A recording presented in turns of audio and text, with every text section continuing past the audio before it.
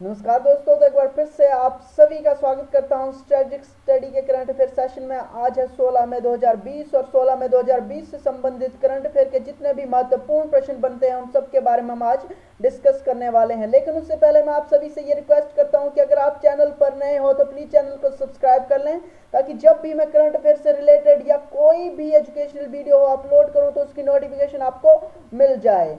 तो चलिए दोस्तों, वीडियो अंत तक देखना क्योंकि ये वीडियो आपके लिए काफ़ी इंफॉर्मेटिव होने वाली है। तो आज के सेशन का पहला प्रश्न देखते हैं क्या है। आज के सेशन का पहला प्रश्न है, हाल ही में हुए एससीओ की विदेश मंत्रियों की बैठक में भारत की ओर से किसने भाग लिया।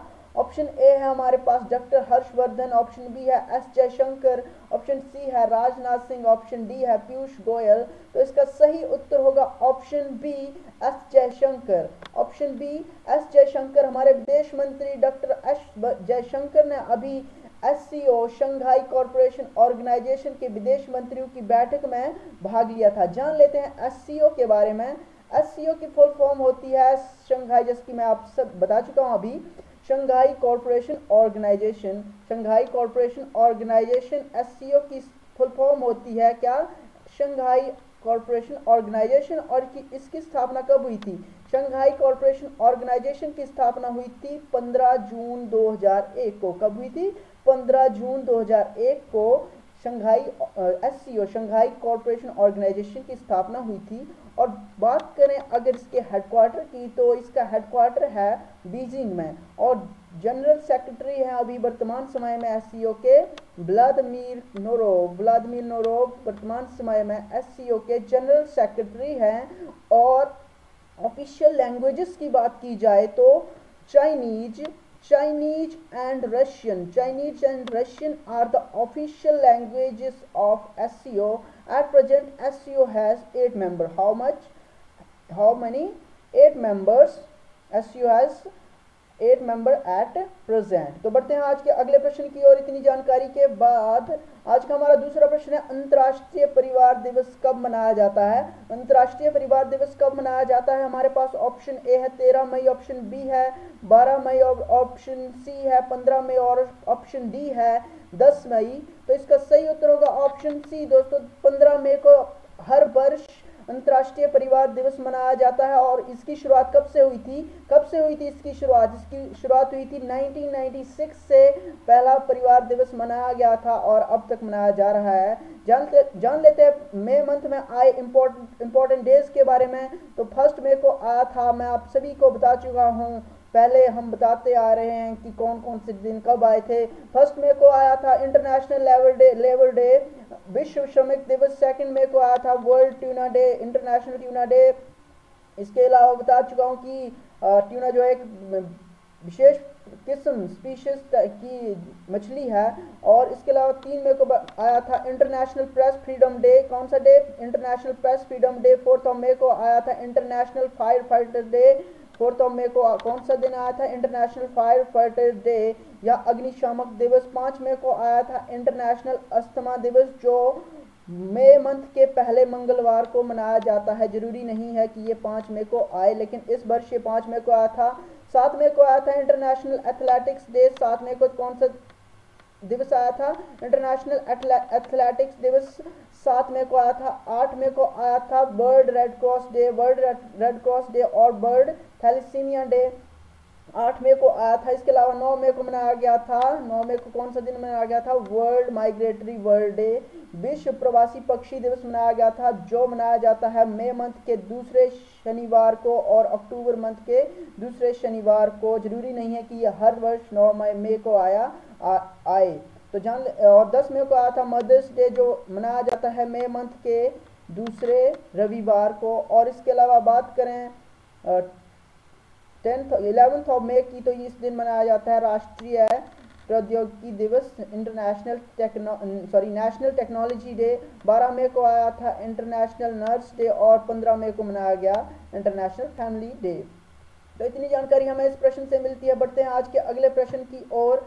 आज का हमारा अगला प्रश्न है, हाल ही में किस राज्य ने मातृ समृद्धि योजना शुरू की है या चलाई है? तो ऑप्शन ए है राजस्थान, ऑप्शन बी है गुजरात, ऑप्शन सी है ओडिशा, ऑप्शन डी है पश्चिम बंगाल। तो इसका सही उत्तर होगा ऑप्शन डी, पश्चिम बंगाल ने मातृ समृद्धि योजना चलाई है। तो जान लेते हैं पश्चिम बंगाल के बारे में। वेस्ट बंगाल की कैपिटल है कोलकाता और चीफ मिनिस्टर है यहाँ की ममता बनर्जी।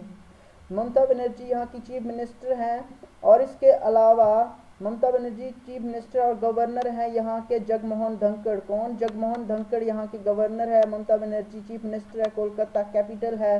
विधानसभा सीट्स की बात की जाए तो 294 है और लोकसभा सीट्स 42 है और 16 यहाँ पर राज्यसभा की सीट्स हैं। सुंदरवन नेशनल पार्क यहाँ पर है और बक्सा टाइगर रिजर्व भी पश्चिम बंगाल में ही है। इसके अलावा मैं बता चुका हूँ जो सुंदरवन टाइगर रिजर्व है वहाँ पर अभी टाइगर्स की जो बंगाल रॉयल बंगाल टाइगर है उनकी काउंटिंग हुई थी, जिसमें उनकी संख्या में 8 वृद्धि हुई या 8 नंबर की वृद्धि हुई है और उनकी संख्या हो गई है 96। तो इतनी जानकारी हमें यहाँ से भी मिलती है। बढ़ते हैं आज के अगले प्रश्न की ओर। आज का हमारा अगला प्रश्न है, हाल ही में ब्रिक्स के किस बैंक ने भारत को $1 मिलियन की आपातकालीन सहायता ऋण देने की मंजूरी दी है? तो ऑप्शन ए हमारे पास एनडीबी, ऑप्शन बी है वर्ल्ड बैंक, ऑप्शन सी है AIIB, ऑप्शन डी है ADB। तो इसका सही उत्तर होगा option A NDB, new development bank of BRICS. BRICS की फुल फॉर्म की बात की जाए तो BRICS B Brazil, R Russia, I India और सी चाइना और एस साउथ अफ्रीका। ब्रिक्स के ये 5 देश हैं। तो new development bank of BRICS ने ये ऋण दिया है। तो जान लेते हैं ब्रिक्स के बारे में। अभी ब्रिक्स ने $1 बिलियन का आपातकालीन ऋण देने की मंजूरी दी है भारत को। तो ये क्यों दिया गया है? ताकि कोरोना वायरस का जो प्रसार है और जो इसके कारण सामाजिक और मानवीय और आर्थिक नुकसान हो सकता है उसको कम करने के लिए ये ऋण एनडीबी द्वारा भारत को दिया जाने की मंजूरी दी गई है और ये दिया भी जाएगा, डेफिनेटली दिया जाएगा। और इसके अलावा एनडीबी की स्थापना की बात की जाए तो एनडीबी की स्थापना हुई थी 2014 को इसकी स्थापना हुई थी। कब? 2014 को इसकी स्थापना हुई थी। इसके अलावा केवी कामत हैं इसके प्रमुख। कौन है प्रेसिडेंट? एनडीबी के प्रेसिडेंट है अभी वर्तमान समय में केवी कामत। कौन? केवी कामत। और हेडक्वार्टर की बात की जाए तो शंघाई में इसका हेडक्वार्टर है। बढ़ते हैं आज के अगले प्रश्न की ओर। आज का हमारा अगला प्रश्न है, रोबर्टो अजीवेडो ने हाल ही में किस संगठन के प्रमुख के पद से इस्तीफा दिया है? हमारे पास ऑप्शन ए है WHO, ऑप्शन बी है WTO, ऑप्शन सी है ILO और ऑप्शन डी है UNEP। तो इसका सही उत्तर होगा ऑप्शन बी WTO के प्रमुख के पद से अभी रॉबर्टो अजीवेडो ने इस्तीफा दिया है। तो जान लेते हैं WTO के बारे में। WTO की स्थापना हुई थी 1 जनवरी 1995 को और इसका जो फुल फॉर्म होता है वो होता है वर्ल्ड ट्रेड ऑर्गेनाइजेशन इसका फुल फॉर्म होता है। स्थापना हुई थी 1 जनवरी 1995 को जिनेवा स्विट्जरलैंड में इसका मुख्यालय है। और रॉबर्टो अजीवेडो, जैसे कि मैं बता चुका हूँ, उन्होंने अभी अपने पद से इस्तीफा दे दिया है, जो इसके अभी प्रेसिडेंट थे WTO के। तो जानते हैं अगले प्रश्न की ओर बढ़ते हैं। आज का अगला प्रश्न है, विश्व बैंक ने भारत को कितनी धनराशि सामाजिक सुरक्षा पैकेज के रूप में प्रदान की है? तो ऑप्शन ए हमारे पास $1 बिलियन, ऑप्शन बी है $5 बिलियन, ऑप्शन सी है $6 बिलियन या $6 बिलियन, डी है $10 बिलियन। तो इसका सही उत्तर होगा ऑप्शन ए, $1 बिलियन की सहायता धनराशि प्रदान करने का निर्णय लिया है विश्व बैंक ने भारत को। तो जान लेते हैं विश्व बैंक के बारे में। विश्व बैंक ने ये ऋण मुहैया कराने की कहा है। तो जान लेते हैं वर्ल्ड बैंक के बारे में। वर्ल्ड बैंक की स्थापना हुई थी 1945 में ब्रिटेन वुड्स कॉन्फ्रेंस के बाद इसका निर्णय लिया गया था कि वर्ल्ड बैंक की स्थापना होनी चाहिए और 1945 में इसकी स्थापना हुई थी। इसका हेडक्वार्टर कहाँ पर है? इसका हेडक्वार्टर है वॉशिंगटन DC में, इसका हेडक्वार्टर है। डेविड मालपास, कौन? डेविड मालपास इसके वर्तमान समय में प्रेसिडेंट है। वर्ल्ड बैंक के प्रेसिडेंट कौन है? David Malpass. तो अगले प्रश्न की ओर बढ़ते हैं। आज का अगला प्रश्न है, संयुक्त राष्ट्र संघ द्वारा जारी world economic situation and prospect report में 2020 में विश्व अर्थव्यवस्था कितने प्रतिशत तक गिर गई है? तो इसका ऑप्शन ए है हमारे पास 5.3, ऑप्शन बी है 3.2, ऑप्शन सी है 2.3 और ऑप्शन डी है 3.4। तो इसका सही उत्तर होगा ऑप्शन बी, 3.2% की गिरावट आई है विश्व अर्थव्यवस्था में। तो जान लेते हैं, डब्ल्यूटीओ ने ये रिपोर्ट जारी की है, तो डब्ल्यूटीओ के बारे में जान लेते हैं। डब्ल्यूटीओ की स्थापना हुई थी 24 अक्टूबर 1945 को, इसीलिए हर वर्ष 24 अक्टूबर को संयुक्त राष्ट्र संघ दिवस मनाया जाता है। इसके अलावा बात की जाए यूएन जनरल असेंबली के जो सेक्रेटरी हैं तो वो है एंटोनियो गुटेरस, और इसके अलावा यूएन में सदस्यों की संख्या की बात की जाए तो इसमें 193 सदस्य मेंबर राष्ट्र हैं, नेशन हैं। तो इसके अलावा बात की जाए हेडक्वार्टर की, न्यूयॉर्क में इसका हेडक्वार्टर है। कहाँ? न्यूयॉर्क में यूएनओ का हेडक्वार्टर है। और इसके पार्ट की बात की जाए तो इसके 5 पार्ट है मुख्यतः: जनरल असेंबली, सिक्योरिटी काउंसिल और सोशल एंड इकोनॉमिक काउंसिल, और इसके अलावा इंटरनेशनल कोर्ट ऑफ जस्टिस और सेक्रेटरियन सचिवालय। इसके 5 पार्ट हैं।